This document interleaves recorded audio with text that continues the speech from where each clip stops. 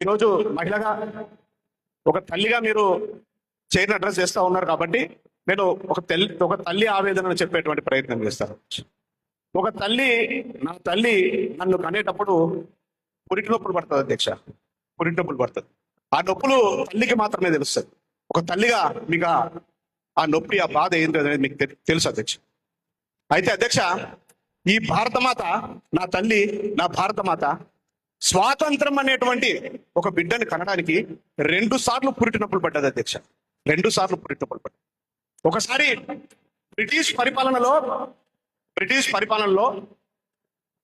విదేశీయుల నుండి మనం స్వాతంత్రం పొందడానికి నొప్పులు పడితే, స్వదేశీ పరిపాలనలో ఇందిరాగాంధీ ప్రభుత్వంలో మళ్ళొకసారి ఈ స్వాతంత్రం కోసం ఈ దేశ ప్రజలు నొప్పులు పడ్డారు అధ్యక్ష, బాధలు పడ్డారు అధ్యక్ష. ఈ విషయాన్ని, ఈ చీకటి రోజులను మనం నిరంతరం గుర్తుపెట్టుకోవాల్సినటువంటి అవసరం ఉంది అధ్యక్ష.